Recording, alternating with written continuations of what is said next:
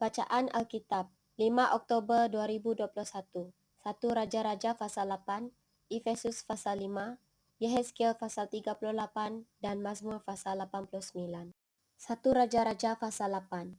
Pada waktu itu Raja Salomo menyuruh para tua-tua Israel dan semua kepala suku, yakni para pemimpin puak orang Israel, berkumpul di hadapannya di Yerusalem untuk mengangkut tabut perjanjian Tuhan dari kota Daud, yaitu Sion.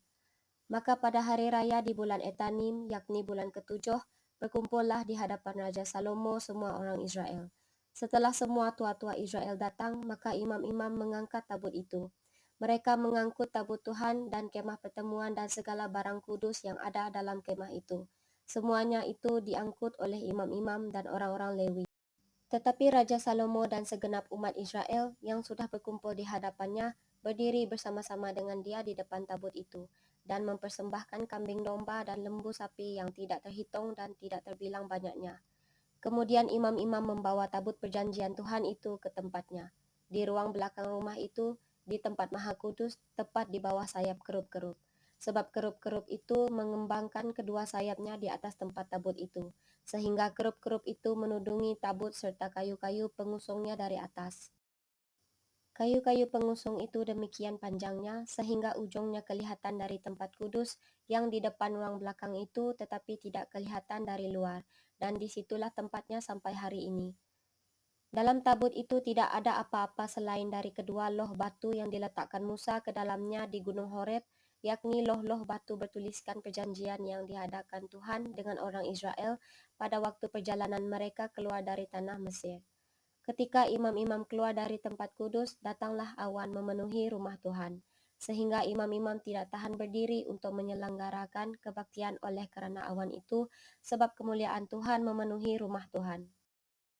Pada waktu itu berkatalah Salomo, Tuhan telah menetapkan matahari di langit, tetapi ia memutuskan untuk diam dalam kekelaman. Sekarang aku telah mendirikan rumah kediaman bagimu, tempat engkau menetap selama-lamanya. Kemudian berpalinglah raja lalu memberkati seluruh jemaah Israel, sedang segenap jemaah Israel berdiri. Ia berkata, terpujilah Tuhan, Yahweh Israel, yang telah menyelesaikan dengan tangannya apa yang difirmankannya dengan mulutnya kepada Daud ayahku demikian. Sejak aku membawa umatku Israel keluar dari Mesir, tidak ada kota yang kupilih di antara segala suku Israel untuk mendirikan rumah di sana sebagai tempat kediaman namaku, tetapi aku telah memilih Daud untuk berkuasa atas umatku Israel. Lalu Raja melanjutkan, ketika Daud ayahku bermaksud mendirikan rumah untuk nama Tuhan, Yahweh Israel, berfirmanlah Tuhan kepadanya, engkau bermaksud mendirikan rumah untuk namaku dan maksudmu itu memanglah baik. Hanya bukanlah engkau yang akan mendirikan rumah itu, melainkan anak kandungmu yang akan lahir kelak. Dialah yang akan mendirikan rumah itu untuk namaku. Jadi Tuhan telah menepati janji yang telah diucapkannya. Aku telah bangkit menggantikan Daud ayahku dan telah duduk di atas takhta kerajaan Israel, seperti yang difirmankan Tuhan, aku telah mendirikan rumah ini untuk nama Tuhan, Yahweh Israel, dan telah menyediakan di sana tempat untuk tabut yang memuat perjanjian yang telah diadakan Tuhan dengan nenek moyang kita ketika mereka dibawanya keluar dari tanah Mesir. Kemudian berdirilah Salomo di depan mezbah Tuhan di hadapan segenap jemaah Israel, ditadahkannya lah tangannya ke langit. Lalu berkata, ya Tuhan, Yahweh Israel, tidak ada Yahweh seperti Engkau di langit di atas dan di bumi di bawah. Engkau yang memelihara perjanjian dan kasih setia kepada hamba-hambamu yang dengan segenap hatinya hidup di hadapanmu. Engkau yang tetap berpegang pada janjimu terhadap hambamu Daud ayahku dan yang telah menggenapi dengan tanganmu apa yang kau firmankan dengan mulutmu seperti yang terjadi pada hari ini. Maka sekarang ya Tuhan Yahweh Israel, peliharalah apa yang kau janjikan kepada hambamu Daud ayahku dengan berkata, keturunanmu takkan terputus di hadapanku dan tetap akan duduk di atas takhta kerajaan Israel, asal anak-anakmu tetap hidup di hadapanku sama seperti engkau hidup di hadapanku. Maka sekarang, ya Yahweh Israel, biarlah kiranya menjadi nyata keteguhan janji yang telah kau ucapkan kepada hambamu Daud ayahku. Tetapi benarkah Yahweh hendak diam di atas bumi? Sesungguhnya langit, bahkan langit yang mengatasi segala langit pun tidak dapat memuat engkau, terlebih lagi rumah yang kudirikan ini. Maka berpalinglah kepada doa dan permohonan hambamu ini, ya Tuhan Yahwehku, dengarkanlah seruan dan doa yang hamba-Mu panjatkan di hadapan-Mu pada hari ini. Kiranya matamu terbuka terhadap rumah ini, siang dan malam terhadap tempat yang kau katakan, namaku akan tinggal di sana. Dengarkanlah doa yang hamba-Mu panjatkan di tempat ini. Dan dengarkanlah permohonan hamba-Mu dan umat-Mu Israel yang mereka panjatkan di tempat ini, bahwa Engkau juga yang mendengarnya di tempat kediaman-Mu di sorga. Dan apabila Engkau mendengarnya, maka Engkau akan mengampuni. Jika seseorang telah berdosa kepada temannya, lalu diwajibkan mengangkat sumpah dengan mengutuk dirinya, dan dia datang bersumpah ke depan mezbah-Mu di dalam rumah ini, maka Engkau pun kiranya mendengarkannya di sorga dan bertindak serta mengadili hamba-hamba-Mu, yakni menyatakan bersalah orang yang bersalah dengan menanggungkan perbuatannya kepada orang itu sendiri, tetapi menyatakan benar orang yang benar dengan memberi pembalasan kepadanya yang sesuai dengan kebenarannya. Apabila umat-Mu Israel terpukul kalah oleh musuhnya kerana mereka berdosa kepadamu, kemudian mereka berbalik kepadamu dan mengakui namamu, dan mereka berdoa dan memohon kepadamu di rumah ini, maka Engkau pun kiranya mendengarkannya di sorga dan mengampuni dosa umat-Mu Israel dan mengembalikan mereka ke tanah yang telah Kau berikan kepada nenek moyang mereka. Apabila langit tertutup sehingga tidak ada hujan sebab mereka berdosa kepadamu, lalu mereka berdoa di tempat ini dan mengakui namamu, dan mereka berbalik dari dosanya sebab Engkau telah menindas mereka. Maka Engkau pun kiranya mendengarkannya di sorga dan mengampuni dosa hamba-hambamu, umatmu Israel, kerana Engkaulah yang menunjukkan kepada mereka jalan yang baik yang harus mereka ikuti, dan Engkau kiranya memberikan hujan kepada tanahmu yang telah Kau berikan kepada umatmu menjadi milik pusaka. Apabila di negeri ini ada kelaparan, apabila ada penyakit sampar, hama dan penyakit gandum, belalang atau belalang pelahap, apabila musuh menyesakkan mereka di salah satu kota mereka, apabila ada tulah atau penyakit apapun, lalu seseorang atau segenap umatmu Israel ini memanjatkan doa dan permohonan di rumah ini dengan menadahkan tangannya, kerana mereka masing-masing mengenal apa yang merisaukan hatinya sendiri. Maka Engkau pun kiranya mendengarkannya di sorga, tempat kediaman-Mu yang tetap, dan Engkau kiranya mengampuni, bertindak dan membalaskan kepada setiap orang sesuai dengan segala kelakuannya, kerana Engkau mengenal hatinya, sebab Engkau sajalah yang mengenal hati semua anak manusia, supaya mereka takut akan Engkau selama mereka hidup di atas tanah yang telah Kau berikan kepada nenek moyang kami. Juga apabila seorang asing yang tidak termasuk umat-Mu Israel datang dari negeri jauh oleh kerana namamu, sebab orang akan mendengar tentang namamu yang besar dan tentang tanganmu yang kuat dan lenganmu yang teracung, dan ia datang berdoa di rumah ini. Maka Engkau pun kiranya mendengarkannya di sorga, tempat kediaman-Mu yang tetap, dan Engkau kiranya bertindak sesuai dengan segala yang diserukan kepadamu oleh orang asing itu, supaya segala bangsa di bumi mengenal namamu, sehingga mereka takut akan Engkau sama seperti umat-Mu Israel, dan sehingga mereka tahu bahwa namamu telah diserukan atas rumah yang telah kudirikan ini. Apabila umat-Mu keluar untuk berperang melawan musuhnya, ke arah manapun Engkau menyuruh mereka, dan apabila mereka berdoa kepada Tuhan dengan berkiblat ke kota yang telah Kau pilih dan ke rumah yang telah kudirikan bagi namamu, maka Engkau kiranya mendengarkan di sorga doa dan permohonan mereka, dan Engkau kiranya memberikan keadilan kepada mereka. Apabila mereka berdosa kepadamu, kerana tidak ada manusia yang tidak berdosa, dan Engkau murka kepada mereka dan menyerahkan mereka kepada musuh, sehingga mereka diangkut tertawan ke negeri musuh yang jauh atau yang dekat. Dan apabila mereka sadar kembali dalam hatinya di negeri tempat mereka tertawan, dan mereka berbalik dan memohon kepadamu di negeri orang-orang yang mengangkut mereka tertawan dengan berkata, kami telah berdosa, bersalah dan berbuat fasik. Apabila mereka berbalik kepadamu dengan segenap hatinya dan dengan segenap jiwanya di negeri musuh yang mengangkut mereka tertawan, dan apabila mereka berdoa kepadamu dengan berkiblat ke negeri mereka yang telah Kau berikan kepada nenek moyang mereka, ke kota yang telah Kau pilih dan ke rumah yang telah Kudirikan bagi namamu, maka Engkau kiranya mendengarkan di sorga tempat kediaman-Mu yang tetap kepada doa dan permohonan mereka, dan Engkau kiranya memberikan keadilan kepada mereka. Engkau kiranya mengampuni umat-Mu yang telah berdosa kepadamu, mengampuni segala pelanggaran yang dilakukan mereka kepadamu, dan kiranya Engkau membuat mereka menjadi kesayangan orang-orang yang mengangkut mereka tertawan, sehingga orang-orang itu menyayangi mereka. Sebab mereka itu umat-Mu dan milik kepunyaan-Mu yang telah Kau bawa keluar dari Mesir, dari tengah-tengah dapur peleburan besi. Hendaklah matamu terbuka terhadap permohonan hambamu dan terhadap permohonan umatmu Israel, dan hendaklah engkau mendengarkan mereka seberapa kali mereka berseru kepadamu. Sebab engkaulah yang memisahkan mereka bagimu menjadi milik kepunyaanmu dari antara segala bangsa di bumi, seperti yang telah kau firmankan dengan perantaraan Musa, hambamu pada waktu engkau membawa nenek moyang kami keluar dari Mesir, ya Tuhan Yahweh. Ketika Salomo selesai memanjatkan segala doa dan permohonan itu kepada Tuhan, bangkitlah ia dari depan mezbah Tuhan setelah berlutut dengan menadahkan tangannya ke langit. Maka berdirilah ia dan memberkati segenap jemaah Israel dengan suara nyaring, katanya, Terpujilah Tuhan yang memberikan tempat perhentian kepada umatnya Israel tepat seperti yang difirmankannya. Dari segala yang baik yang telah dijanjikannya dengan perantaraan Musa, hambanya, tidak ada satupun yang tidak dipenuhi. Kiranya Tuhan Yahweh kita menyertai kita sebagaimana ia telah menyertai nenek moyang kita.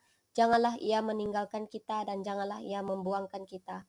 Tetapi hendaklah dicondongkannya hati kita kepadanya untuk hidup menurut segala jalan yang ditunjukkannya dan untuk tetap mengikuti segala perintahnya dan ketetapannya dan peraturannya yang telah diperintahkannya kepada nenek moyang kita. Hendaklah perkataan yang telah kupohonkan tadi di hadapan Tuhan, dekat pada Tuhan Yahweh kita siang dan malam, supaya ia memberikan keadilan kepada hambanya dan kepada umatnya Israel menurut yang perlu pada setiap hari, supaya segala bangsa di bumi tahu bahwa Tuhanlah Yahweh dan tidak ada yang lain.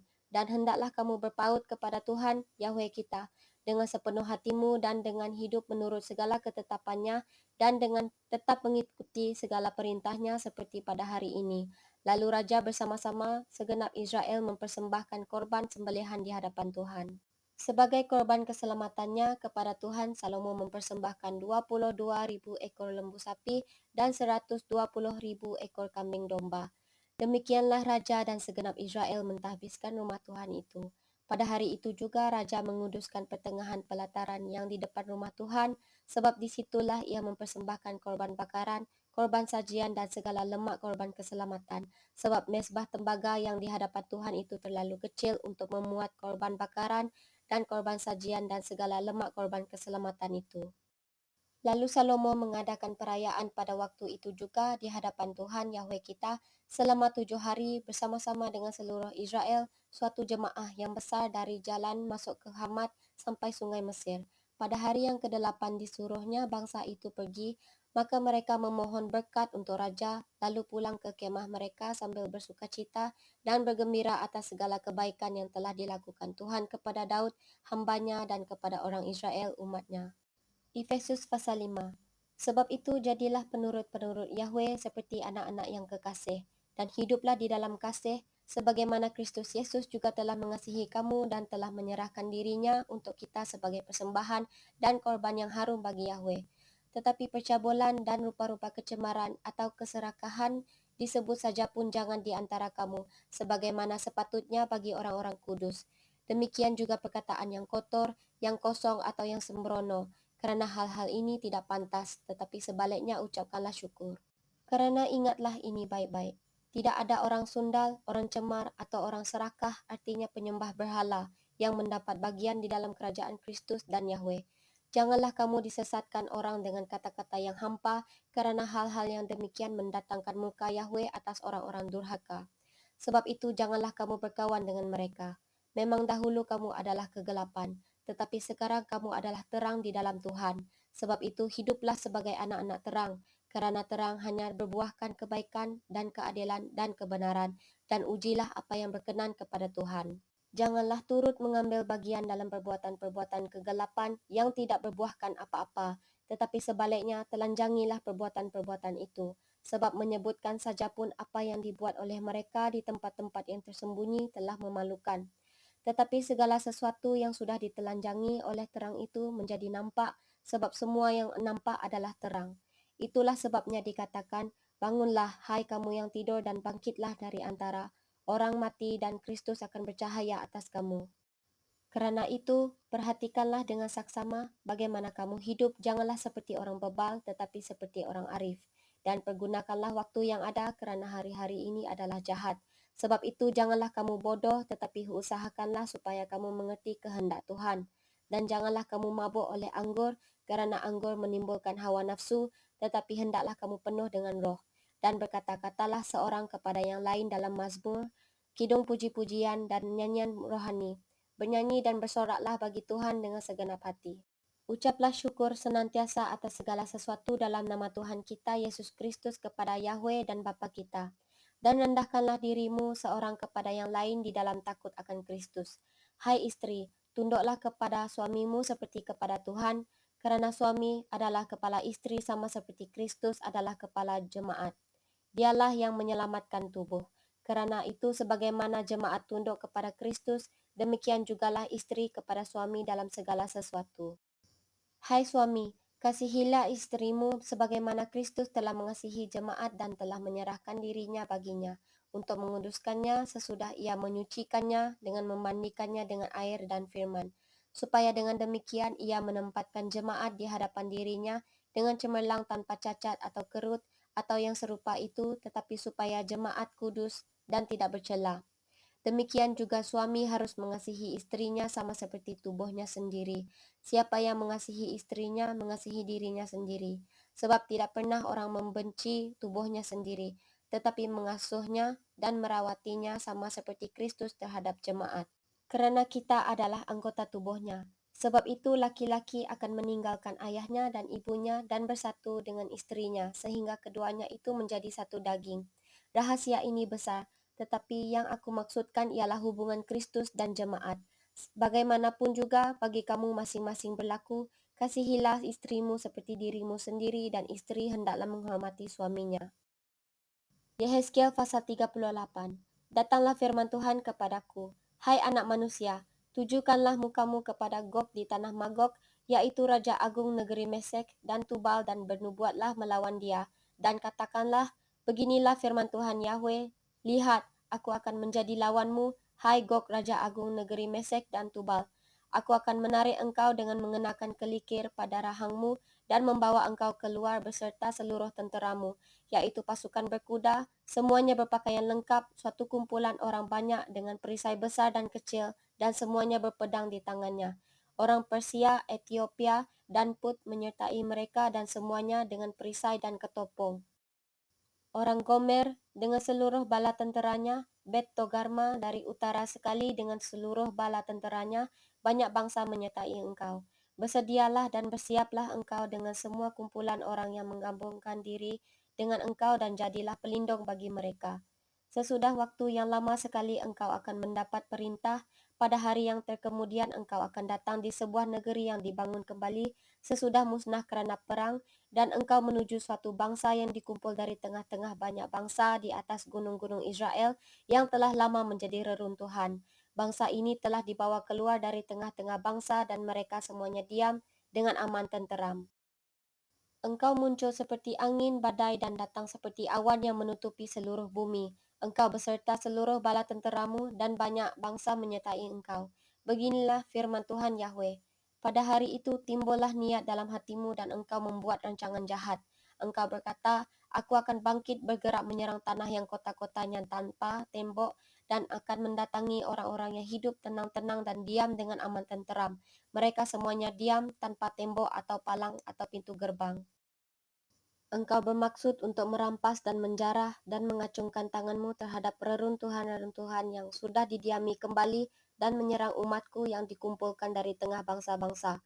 Mereka sudah mempunyai ternak dan harta benda dan mereka diam di pusat bumi.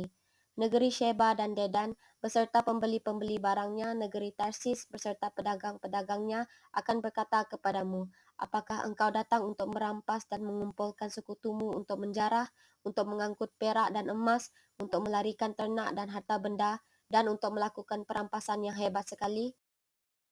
Sebab itu, bernubuatlah, hai anak manusia, dan katakanlah kepada Gog, beginilah firman Tuhan Yahweh, ketika umatku Israel sedang diam dengan aman tenteram, pada waktu itulah engkau akan bergerak, dan datang dari tempatmu dari utara sekali, engkau dengan banyak bangsa yang menyertai engkau, mereka semuanya mengendarai kuda, suatu kumpulan yang besar dan suatu pasukan yang kuat. Engkau bangkit melawan umatku Israel seperti awan yang menutupi seluruh bumi. Pada hari yang terkemudian akan terjadi hal itu, dan aku akan membawa engkau untuk melawan tanahku, supaya bangsa-bangsa mengenal aku, pada saat aku menunjukkan kekudusanku kepadamu di hadapan mereka, hai Gog. Beginilah firman Tuhan Yahweh. Engkaulah itu tentang siapa aku sudah berfirman pada hari-hari dahulu kala dengan perantaraan hamba-hambaku, yaitu nabi-nabi Israel yang bertahun-tahun bernubuat pada waktu itu, bahwa aku akan membawa engkau melawan umatku. Pada waktu itu, pada saat Gog datang melawan tanah Israel, demikianlah firman Tuhan Yahweh, amarahku akan timbul dalam murkaku, dalam cemburuku, dan dalam api kemurkaanku aku akan berfirman. Pada hari itu pasti terjadi gempa bumi yang dahsyat di tanah Israel. Ikan-ikan di laut, burung-burung di udara, binatang-binatang hutan, segala binatang melata yang merayap di bumi, dan semua manusia yang ada di atas bumi akan gentar melihat wajahku. Gunung-gunung akan runtuh, lereng-lereng gunung akan longsor, dan tiap tembok akan roboh ke tanah. Dan aku akan memanggil segala macam kekejutan terhadap Gog, demikianlah firman Tuhan Yahweh, sehingga pedang seorang akan memakan yang lain. Aku akan menghukum dia dengan sampar dan tumpahan darah. Aku akan menurunkan hujan lebat rambun, api dan hujan belerang ke atasnya, dan ke atas tenteranya dan ke atas banyak bangsa yang menyertai dia.